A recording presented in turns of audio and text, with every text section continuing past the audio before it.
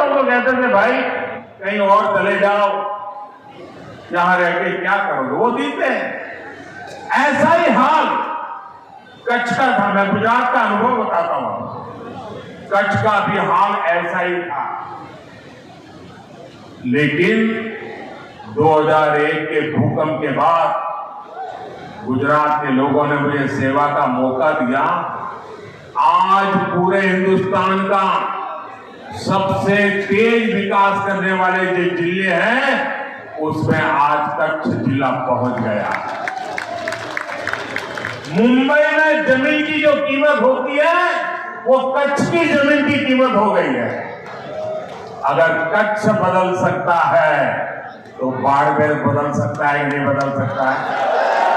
बदल सकता है नहीं बदल सकता है? मैं ये करके आया हूं और इसलिए मैं गारंटी देता हूं ये भी मैं करके रहूंगा। यहां के एयरपोर्ट में भी पिछली सरकार ने जमकर रोड़े अटकाए। अगर कांग्रेस ने बेवजह ब्रेक न लगाया होता तो यहां का एयरपोर्ट 2 साल पहले ही चालू हो जाता। साथियों, कांग्रेस ने जिन लोगों को दशकों तक नहीं पूछा, मोदी उनको पूछता है। हमारे आदिवासी समाज के बच्चे आगे बढ़े, इसके लिए हम एकलव्य मॉडल आवासीय स्कूल खोल रहे हैं। आदिवासी समाज को सिकल सेल एनीमिया से मुक्ति दिलाने के लिए हम अभियान चला रहे हैं।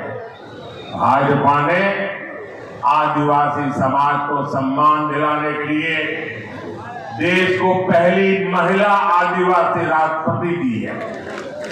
हमारे गांव ढाणियों की महिलाएं, मेघवाल समाज, लंगा, मंगड़ियार समाज के लोग पीढ़ियों से हस्तकला का काम करते आए हैं। भाजपा ने पहली बार उन्हें आगे बढ़ाने के लिए पीएम विश्वकर्मा योजना शुरू की है। अपनी मेहनत से रेत में भी फसल उगाने वाले यहाँ के किसानों को भी कभी किसी ने नहीं सराहा। आज हम किसानों के सीधे उनके खातों में पीएम किसान सम्मान निधि भेज रहे हैं। किसानों की आय बढ़े, इसके लिए हम मोटे अनाजों को, श्री अन्न को पूरी दुनिया में प्रमोट कर रहे हैं। ये हमारा बाजरा कोई पूछता नहीं था, सिर्फ हम गांव के लोग खाते थे। आपको जान करके खुशी होगी, अभी मैं जब अमेरिका गया तो अमेरिका ने राष्ट्रपति ने अपने घर में व्हाइट हाउस में बड़ा भोज रखा था, लेकिन मजा देखिए, उस भोज में जितनी चीजें खाने के लिए बनाई थी वो हमारे मोटे अनाज में से बनाई थी। हमारे बाजरे, हमारा ज्वार उसमें से बनाई थी। दुनिया में जो मेरा छोटा किसान पानी के अभाव में खेती करता है, मोटा अनाज पैदा करता है, मैंने दुनिया को समझाया है ये मामूली अनाज नहीं है, ये सुपर फूड है। सुपर फूड आपकी सेहत के लिए उत्तम फूड है और मैं दुनिया में आपके किसानों के द्वारा बनाई ये बाजरा ज्वार दुनिया में बेच रहा हूं। मूंग का समर्थन मूल्य भी आज जितना है उतना कभी नहीं था। मोदी आपके सुख दुख में आपके साथ है, क्योंकि आपके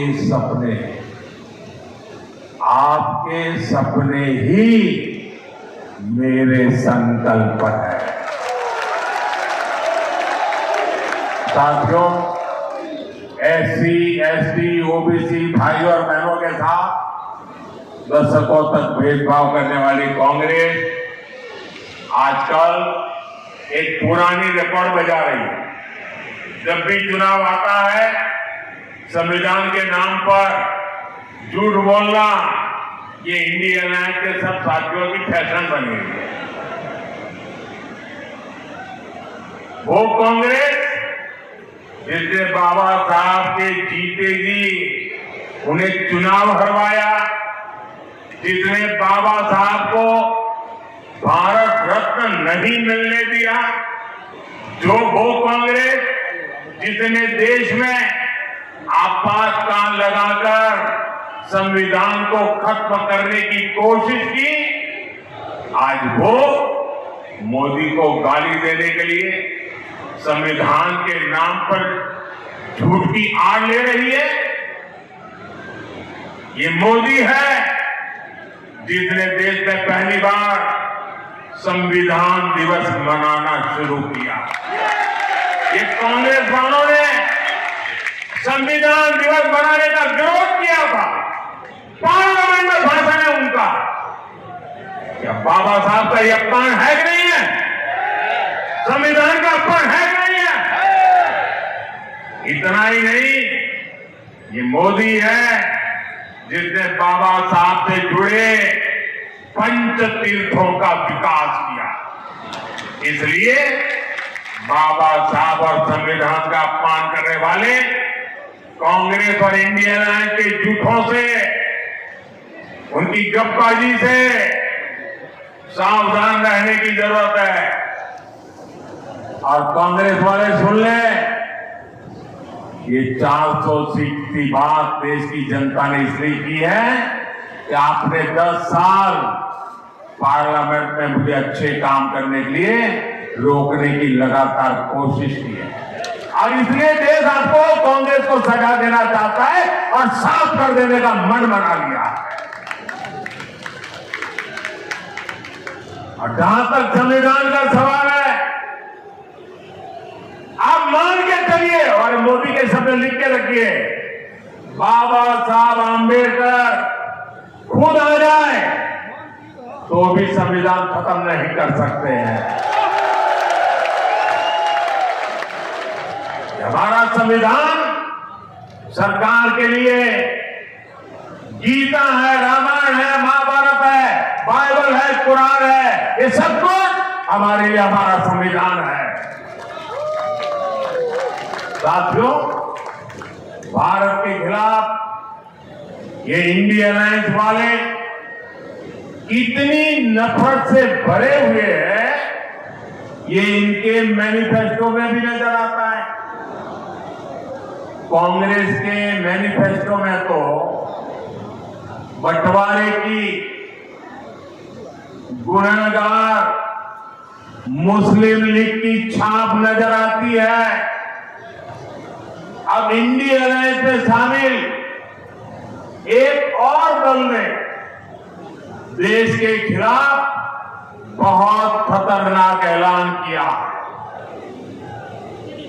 उन्होंने अपने मैनिफेस्टो में लिखा है, जिस पोखरण की धरती ने भारत को परमाणु शक्ति से संपन्न किया, अब इंडिया अलायंस का कहना है कि हम भारत के परमाणु हथियार नष्ट कर देंगे, दरिया में डुबो देंगे। भारत जैसा देश जिसके दोनों तरफ पड़ोसियों के पास परमाणु हथियार हो, क्या उस देश में परमाणु हथियार समाप्त करना, इसकी सोच ये समाप्त करना चाहता है इंडिया अलायंस। क्या परमाणु हथियार समाप्त होने चाहिए? मुझे सबका जवाब चाहिए। क्या परमाणु हथियार समाप्त होने चाहिए? क्या परमाणु हथियार समाप्त होने चाहिए? मैं जरा कांग्रेस को पूछना चाहता हूं, आपके ये साथी, ये आपकी इंडिया अलायंस के साथी किसके इशारे पर काम कर रहे हैं? ये कैसा गठबंधन है जो भारत को शक्तिहीन करना चाहता है? आखिर किसके दबाव में आपका ये गठबंधन हमारे परमाणु ताकत को समाप्त करना चाहता है?